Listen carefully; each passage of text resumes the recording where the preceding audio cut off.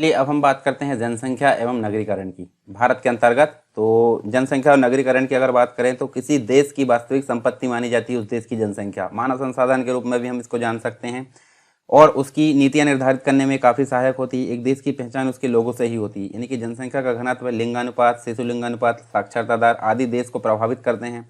भूमि की प्रत्येक इकाई में उस पर रह रहे लोगों के पोषण की सीमित क्षमता यहाँ देखने को मिलती है। जनसंख्या घनत्व सामान्यतः प्रति वर्ग किलोमीटर में रहने वाले व्यक्तियों के रूप में मापा जाता है। तो ये हम आगे देखने वाले हैं। और इनको प्रभावित करने वाले, जनसंख्या वितरण को प्रभावित करने वाले कुछ कारक होते हैं, जैसे जल है, जल की उपलब्धता, भू आकृति की बनावट, जलवायु है, आर्थिक कारक है, सामाजिक कारक। इन सभी चीज़ों के द्वारा जो है जनसंख्या वितरण को प्रभावित किया जा सकता है। जनसंख्या मानव संसाधन का सही तरीके से प्रयोग करना उस देश की सरकार को जो है सरकार की जिम्मेदारी होती है। ये चीज़ आप देख सकते हैं। हम जनसंख्या और नगरीकरण की अगर बात करें तो अर्थशास्त्र में जनसंख्या को श्रम संसाधन के रूप में भी देखा जाता है। ये चीज़ आप देख सकते हैं। जितनी अधिक जनसंख्या होगी उतने अधिक श्रम संसाधन होगा। और 2011 की जनगणना के अनुसार अगर बात करें तो यहाँ पे हमको टोटल 121 करोड़ जनसंख्या देखने को मिलती है। चीन सबसे आगे है और भारत उसके बाद है। हालांकि भारत 2025 तक आगे बढ़ जाने की संभावना व्यक्त की गई है। विश्व की टोटल 17.5 जनसंख्या भारत के अंतर्गत देखने को मिलती है। 11 जुलाई को जो है विश्व जनसंख्या दिवस मनाया जाता है, क्योंकि फर्स्ट टाइम यहाँ पे देखिए जो है इसको घोषित किया गया था 11 जुलाई को। यहाँ पे मतलब 11 जुलाई 1987 को विश्व की जनसंख्या 5 अरब के आंकड़े को पार कर गई थी, तभी से इसको जो है मनाया जाता है। इसके संबंध में देखिए कुछ सिद्धांत है जनसंख्या से संबंधित। एक है माल्थस जनसंख्या का सिद्धांत, माल्थस का जनसंख्या सिद्धांत। तो यहाँ पे जो थॉमस रॉबर्ट माल्थस है, ब्रिटेन के अर्थशास्त्री, इन्होंने जो है यहाँ पे देखिए 1978 नहीं है, ये जो है 1798 है। ठीक है, 1798 में अपनी पुस्तक प्रिंसिपल्स ऑफ पॉपुलेशन में जनसंख्या का सिद्धांत प्रतिपादित किया था। ये चीज़ आप देख सकते हैं। और माल्थस के सिद्धांत के तहत किसी देश की खाद्यान्न वृद्धि दर एवं जो है जनसंख्या वृद्धि दर के बीच संबंध स्थापित किया जाता है। और माल्थस के अनुसार जनसंख्या की वृद्धि गुणोत्तर रूप में होती है, यानी कि 1 के 2, 2 के 4, 4 के 8 इस प्रकार से देखने को मिलती है। इसके अलावा दूसरा जो होता है जनसंख्या अनुकूलतम सिद्धांत। तो देखिए इस सिद्धांत का प्रतिपादक जो है ब्रिटिश अर्थशास्त्री एडविन कैनन को माना जाता है, एडविन कैनन को। और ये इनके अनुसार अगर देखें तो जनसंख्या जो है, जनसंख्या वृद्धि हमेशा हानिकारक नहीं होती, क्योंकि जनसंख्या जो है किसी देश का मानव संसाधन भी हो सकता है। जननांगकीय संक्रमण का सिद्धांत की अगर बात करें तो इस सिद्धांत के प्रतिपादक जो थे WM थॉमसन थे। 1929 में जब महामंदी थी उसको जो है मतलब यहाँ पे इन्होंने जो है इसका प्रतिपादन किया था, उसको व्यवस्थित एवं वैज्ञानिक रूप से 1945 में फ्रैंक डब्ल्यू नोइस्टीन के द्वारा इसको प्रतिपादित किया, मतलब वैज्ञानिक रूप से। नोइस्टीन को जननांगीकी का जनक भी माना जाता है। और इसको टोटल 5 भागों में बांटा गया है। तो 5 भाग आप देख सकते हैं कौन कौन से। देखिए नेक्स्ट में आप देख सकते हैं प्रथम अवस्था है, द्वितीय अवस्था है, प्रथम अवस्था, द्वितीय अवस्था, तृतीय अवस्था, चतुर्थ अवस्था और पंचम। तो प्रथम अवस्था उच्च एवं अस्थिर जन्म और मृत्यु दर और धीमी जनसंख्या वृद्धि देखने को मिलती है। दूसरी में उच्च जन्म दर एवं गिरती हुई मृत्यु दर यानी तीव्र जनसंख्या वृद्धि। तीसरी में जो आपको कम होती हुई जन्म दर और न्यून मृत्यु दर, कम होती हुई जनसंख्या दर देख सकते हैं हम। चतुर्थ अवस्था में निम्न जन्म और मृत्यु दर, धीमी जनसंख्या वृद्धि। और पांचवें में जन्म और मृत्यु दर लगभग बराबर, किसी भी समय परिणाम जो है जनसंख्या वृद्धि में शून्य होगा। ठीक है, तो ये 5 अवस्था देखने को मिलती है जननांगीय सिद्धांत के अनुसार। कुछ शब्दावली है, जैसे जनसंख्या का घनत्व क्या होता है। जनसंख्या का घनत्व का मतलब होता है टोटल 1 किलोमीटर जो है क्षेत्र है, फल है, उसमें रह रही जनसंख्या, मतलब उसमें रह रहे व्यक्तियों की जो संख्या है उसको बोला जाता है जनसंख्या अनुपात। और यहाँ इसको निकालने के लिए कुल जनसंख्या डिवाइड बाय कुल क्षेत्रफल, यहाँ पे इसको भाग दिया जाता है, तो जनसंख्या का घनत्व निकल कर आ जाता है। दशकीय वृद्धि की अगर बात करें तो वर्तमान की जो जनसंख्या है पूर्व की जनसंख्या को उसको घटाया जाता है और डिवाइड किया जाता है पूर्व की जनसंख्या को और गुणा किया जाता है 100। तो इस प्रकार आपको दशकीय वृद्धि निकल कर आ जाती है।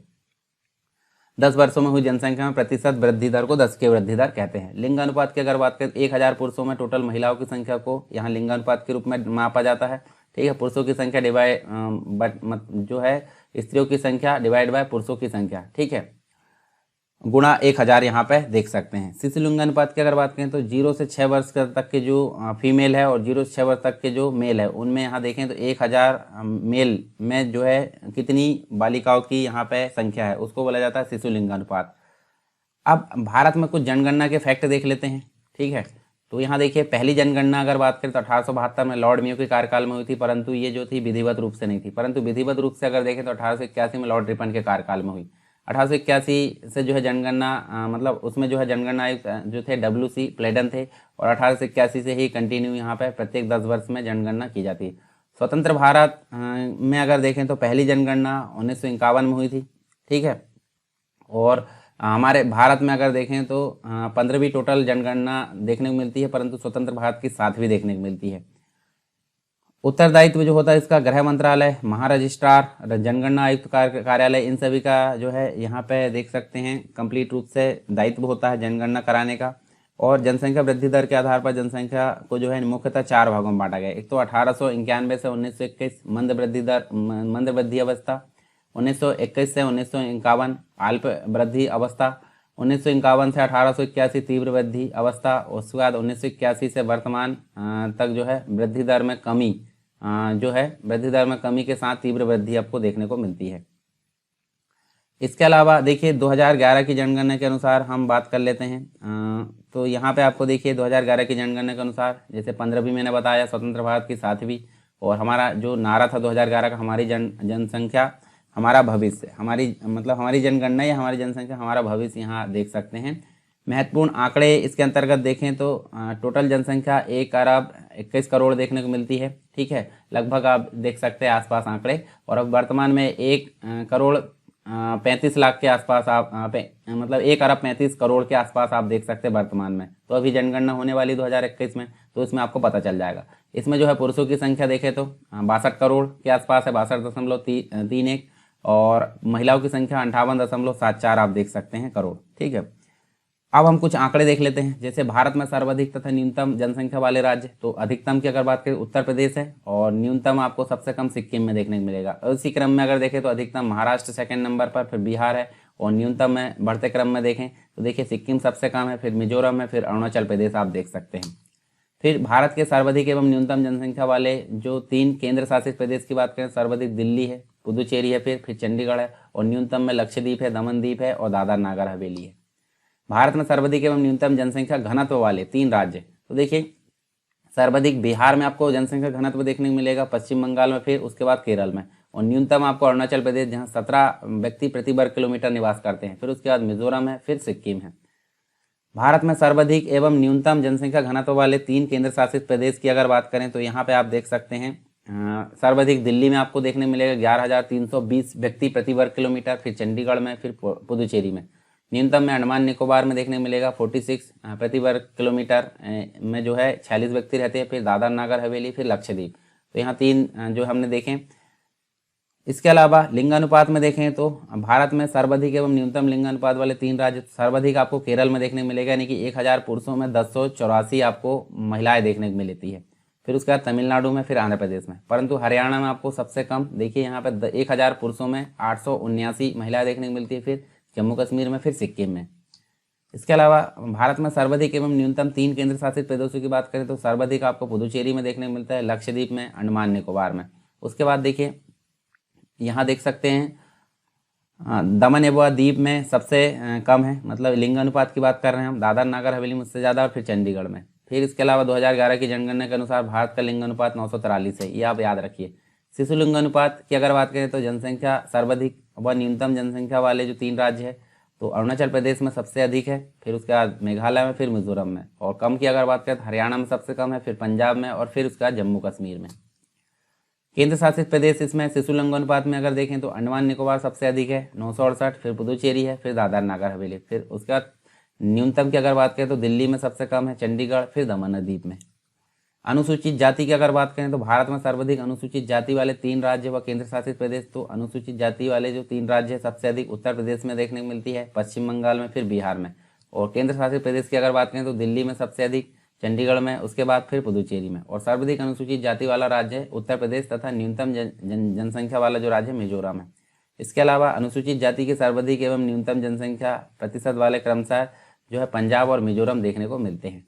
अनुसूचित जनजाति जो ST वर्ग है वो, उसकी अगर बात करें तो जो है सर्वाधिक हम देख सकते हैं 3 राज्य व केंद्र शासित प्रदेश।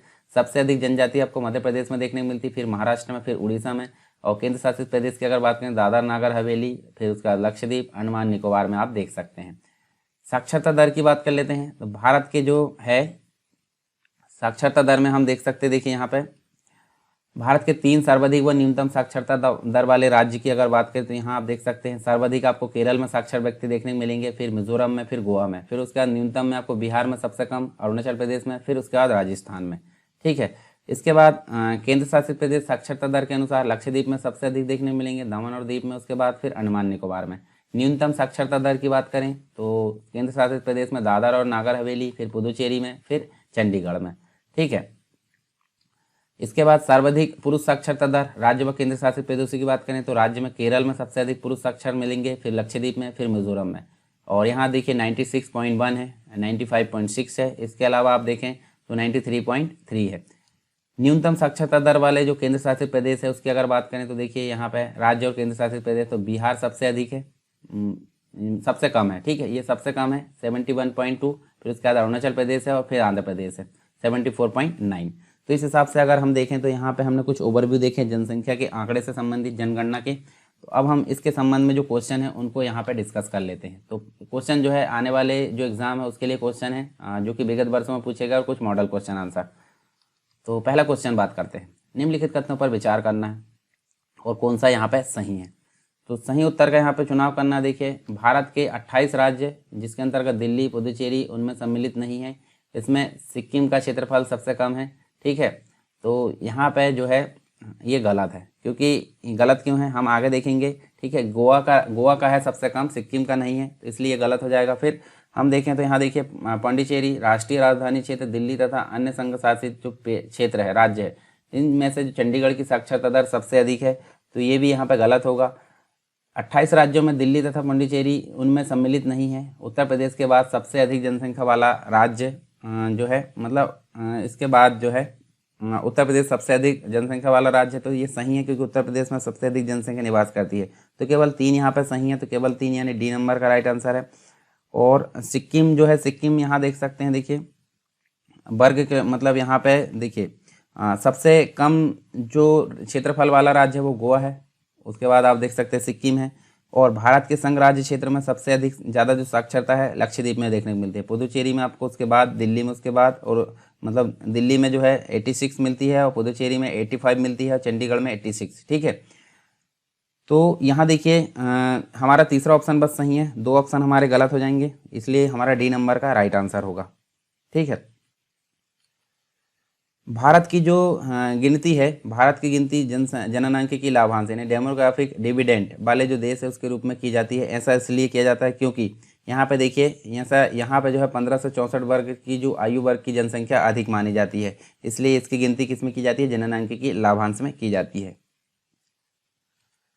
निम्न राज्यों में जो है कौन 2011 की जनगणना के अनुसार कुल साक्षरता दर और नगरीकरण के स्तर की दृष्टि से भारत के दूसरे स्थान पर है। तो ये जो है मिजोरम इसका राइट आंसर है, बी नंबर का। ठीक है, जननांकिकी लाभांश के पूर्ण लाभों को प्राप्त करने के लिए भारत को क्या करना चाहिए, भारत को क्या करना चाहिए, यहाँ पे देखिए कुशलता विकास को प्रोत्साहन देना चाहिए। तो ए नंबर का हमारा राइट आंसर होगा। उसके बाद देखिए यहाँ पे निम्नलिखित में से कौन सा एक स्मार्ट नगर विकास का लक्ष्य नहीं है। तो देखिए अच्छा शासन है, स्वच्छ हरित नगर भी है, सुव्यवस्थित स्मार्ट गतिशीलता ये भी है, परंतु जीवन की गुणवत्ता में स्थिरीकरण ये नहीं है। तो इसलिए सी नंबर का हमारा राइट आंसर होगा। उसके बाद है देखिए यहाँ पे जो है जनसंख्या की प्राकृतिक वृद्धि निम्न में से किसका परिणाम है। तो आप देखिए यहाँ पे आप देख सकते हैं अशोधित जन्म दर ये है, इसके अलावा अशोधित मृत्यु दर ये नहीं है, प्रव्रजन ये है, उसके बाद विवाह ये भी नहीं है। तो यानी कि 1 और 3 है, 1 और 3 नहीं, 1 और 2 बस है। तो ये तीसरा भी नहीं है। ये देखिए यहाँ पे अशोधित जन्म दर, अशोधित मृत्यु दर, तो दोनों ऑप्शन यहाँ पे सही है, इसलिए यहाँ पे देखिए डी नंबर का राइट आंसर होगा। माल्थस के जनसंख्या सिद्धांत की अनुसार अगर बात करें हम यहाँ पे, तो यहाँ देखिए जो जनसंख्या वृद्धि वो होती है वो कैसी होती है, ज्यामितीय क्रम में होती है। तो इनके अनुसार ज्यामितीय क्रम में माल्थस के जो है जनसंख्या वृद्धि देखने को मिलती है। तो ए नंबर का हमारा राइट आंसर होगा। जनसंख्या बढ़ने में भारत में जो है मुख्य कारण क्या है, तो मृत्यु दर में कमी हुई है, इसके कारण जनसंख्या वृद्धि यहाँ पे देख सकते हैं। भारत में प्रथम जनगणना का प्रारंभ हुई, तो प्रथम जनगणना अगर बोला जाए तो 1872 और अगर विधिवत बोला जाए तो 1881। तो अभी तो राइट आंसर हमारा ए होगा। जो 2011 की जनगणना के अनुसार 2001 और 11 के दशक में जनसंख्या वृद्धि का दर जो है प्रतिशत क्या था, तो ये 17.64 था, यानी कि बी नंबर का राइट आंसर है। निम्नलिखित कथनों पर विचार करना है और देखिए कथन दिए है और कारण दिए है, ठीक है। तो भारत की जो जनगणना है हर 10 वर्ष में की जाती है, बिल्कुल सही है, ठीक है। 10 वर्ष की अवधि के दौरान भारत की जनसंख्या अधिकांश अपरिवर्तित रही है, तो ये गलत है, क्योंकि अपरिवर्तित रही है, क्योंकि ये तो सिंपल सी बात है, परिवर्तित रही है ना हर बार। तो ए सही है, मतलब यहाँ सी नंबर का राइट आंसर ए सही है और आर गलत है। तो यहाँ देखिए ए जो सी नंबर का हमारा यहाँ पे राइट आंसर होगा, ठीक। भारत में जनसंख्या घनत्व की अगर बात करें तो जनसंख्या घनत्व जो है निरंतर बढ़ते चला गया, यानी कि ए नंबर का राइट आंसर है। 2011 की जनगणना में जाति को जो है सम्मिलित करने की सहमति देने वाले जो मंत्री है उसके समूह को जीओएम, मतलब जो समूह मंत्रियों के समूह यानी कि जीओएम है, उसके प्रमुख कौन थे? तो इसके प्रमुख की अगर बात करें तो इसके प्रमुख थे प्रणब मुखर्जी, यानी कि डी नंबर का हमारा राइट आंसर। भारत की कुल जनसंख्या कितनी? तो आप देख सकते हैं, देखिए इनमें से कोई नहीं होगा, क्योंकि 1.21 करोड़ यहाँ पे इसकी जनसंख्या, और यहाँ पे एक भी आंसर हमारा सही नहीं होगा, ठीक है। वर्ष 2011 की जनगणना के अनुसार जो है बिहार राज्य जनसंख्या के अनुसार देश में कौन से स्थान पर है? तो ये जो है बिहार जो है तीसरे स्थान पर है। तीसरे स्थान पर यहाँ देखने को मिलता है, पहले में उत्तर प्रदेश है, दूसरे में महाराष्ट्र है और तीसरे स्थान पर बिहार है। इसके बाद नेक्स्ट क्वेश्चन की अगर बात करें तो आप देख सकते हैं, देखिए यहाँ पे जो है उत्तर प्रदेश के पश्चात निम्न में से किस राज्य की जनसंख्या सर्वाधिक है? तो अभी हमने देखे महाराष्ट्र, तो ए नंबर का हमारा राइट आंसर है। 2011 की जनगणना के अनुसार भारत की जनसंख्या का प्रतिशत कितना, मतलब कितने प्रतिशत बिहार राज्य में निवास करता है? तो ये जो टोटल 8% यहाँ पे बिहार राज्य में निवास करता है। 2001 से 2011 के मध्य भारत के किस राज्य में नकारात्मक जो है जनसंख्या वृद्धि हुई? तो ये नागालैंड एकमात्र राज्य है जहां पर नकारात्मक वृद्धि हुई। भारत में दशकीय जनसंख्या वृद्धि दर न्यूनतम रही, तो ये कब देखने को मिलती है? तो देखिए 2001 से 2011 यानी कि डी नंबर का हमारा राइट आंसर होगा। इसके अलावा वर्ष 1991 से 2001 के दौरान जो है सबसे अधिक जनसंख्या वृद्धि दर एवं सबसे कम जनसंख्या वृद्धि दर रही है, तो यहाँ आप देख सकते हैं नागालैंड और केरल में, ठीक है। नागालैंड और केरल में आपको सबसे कम और सबसे अधिक देखने को मिलती है। वर्ष 2001 और 2011 के दौरान जनसंख्या की जो दशकीय वृद्धि है वो सर्वाधिक रही है, वो कहाँ पर रही है? बिहार के अंतर्गत। निम्नलिखित कथनों में से भारतीय जनगणना 2011 के अंतिम आधार के अनुसार सत्य है? सही उत्तर के चयन के लिए नीचे दिया गया जो भी ऑप्शन है उस पर आपको लगाना सही, ठीक है। तो यहाँ देखिए लक्षद्वीप में जो है सबसे कम जनसंख्या पाई जाती है, तो ये बिल्कुल सही है। चंडीगढ़ में सर्वाधिक जनसंख्या घनत्व पाया जाता है, ये गलत है। अरुणाचल प्रदेश में सबसे कम जनसंख्या घनत्व सही है, ये 17 व्यक्ति प्रति वर्ग किलोमीटर। दादर नागर हवेली में जनसंख्या सर्वाधिक दशकीय वृद्धि पाई गई है, ये भी सही, यानी कि दूसरा छोड़कर बाकी सब सही है। तो आप यहाँ देखिए डी नंबर का हमारा राइट आंसर होगा, ठीक है। भारत में अधिकतम एवं न्यूनतम जनसंख्या के घनत्व वाले प्रदेश क्रमशः अगर देखें तो आप देख सकते हैं, देखिए यहाँ पे पश्चिम बंगाल और अरुणाचल प्रदेश दोनों आपको यहाँ पे राइट आंसर देखने को मिलेंगे। भारत में निम्न राज्यों में उच्च से निम्न जनसंख्या घनत्व का 2011 की जनसंख्या के अनुसार सही क्रम क्या है? तो इसका सही क्रम अगर देखें तो आप देख सकते हैं बिहार, पंजाब, झारखंड, उत्तराखंड, ये इसका सही क्रम है, ठीक है। 2001 की जनगणना के अनुसार भारत की न्यूनतम जनसंख्या घनत्व वाले राज्यों का सही आरोही क्रम, यानी कि बढ़ते क्रम में आपको बताना है। तो आप देखिए अरुणाचल प्रदेश है, फिर उसके बाद मिजोरम है, फिर उसके बाद सिक्किम है और नागालैंड सबसे यहाँ अधिक है। तो सबसे कम से लेकर यहाँ पे अधिक तक आप देख सकते हैं, ठीक है, न्यूनतम जनसंख्या की दृष्टि से। इसके अलावा आप देखिए जो है नेक्स्ट क्वेश्चन है, जनगणना 1991 के अनुसार सर्वाधिक जनसंख्या घनत्व वाला राज्य कौन सा था? तो यहाँ पश्चिम बंगाल इसका राइट आंसर है, ठीक है। पश्चिम बंगाल आप देख सकते हैं ए नंबर का राइट आंसर है। इसके अलावा साक्षर भारत कार्यक्रम का विशेष जोर जो है किसके ऊपर है? तो साक्षर भारत कार्यक्रम जो है विशेष रूप से महिलाओं की साक्षरता पर फोकस करेगा। निम्नलिखित राज्यों में से 2011 की जनगणना के अनुसार पुरुष और स्त्री की साक्षरता प्रतिशत दरों में न्यूनतम अंतर है, तो न्यूनतम अंतर आप देख सकते हैं मेघालय में देखने को मिलता है। 2011 की जनगणना के अनुसार उत्तर प्रदेश का सर्वाधिक साक्षर जिला अगर देखें तो ये कहाँ है? ये गौतम बुद्ध नगर नाम से जाना जाता है। 2001 की जनगणना के अनुसार भारत के किस राज्य में बाल मृत्यु दर न्यूनतम है? तो ये जो है केरल के अंतर्गत आप देख सकते हैं। इसके अलावा देखिए 2011 की जनगणना के अनुसार निम्न में से कौन सा कथन राजस्थान में लिंग अनुपात 1000 पुरुषों पर महिलाओं की संख्या के बारे में सही है? तो ये हालांकि ज़्यादा इंपॉर्टेंट नहीं है एमपीपीएससी के लिए, पर फिर भी हम यहाँ पर देख लेते हैं। तो आप देखिए, आप यहाँ देख सकते हैं 2011 के में जो है राजस्थान में लिंगानुपात राष्ट्रीय औसत से कम है, बिल्कुल सही। ठीक है, राजस्थान जो है मतलब 2011 में राजस्थान के सभी जिलों में लिंगानुपात 1000 से कम था, ये भी सही है। 2011 में राजस्थान के सभी जिलों के ग्रामीण क्षेत्रों में पाली जिले के अलावा लिंगानुपात 1000 से कम है, तो ये भी सही है। इसके अलावा 2011 में राजस्थान के सभी जिलों के शहरी क्षेत्रों में धौलपुर जिले के अलावा लिंगानुपात 1000 से कम है, तो ये गलत है। तो इसलिए हमारा डी नंबर का राइट आंसर होगा। ठीक है, भारत ने नई राष्ट्रीय जनसंख्या नीति को अपनाया तो कब अपनाया? 2000, सन 2000 में इसको अपनाया गया, तो ये आपका राइट आंसर है। ठीक है, इसके अलावा निम्न में से किस राज्य में अनुसूचित जाति के लोगों की संख्या सबसे अधिक है? तो ये है उत्तर प्रदेश में, और जनजाति की अगर बात करें तो वो मध्य प्रदेश में है। ठीक है, तो ये हमारे कुछ जनसंख्या से रिलेटेड कुछ क्वेश्चन हो गए हमने देखे और कुछ ओवरव्यू देखे हैं। तो आई होप सारी चीज़ें आपको क्लियर हुई होगी। इसके अलावा जो है आप कुछ डाउट है तो आप कमेंट बॉक्स में बताइए। टेलीग्राम चैनल और ग्रुप है उसको ज्वाइन कर सकते हैं, ऐप को भी आप डाउनलोड कर सकते हैं। इन सभी की लिंक आपको डिस्क्रिप्शन बॉक्स में मिल जाएगी।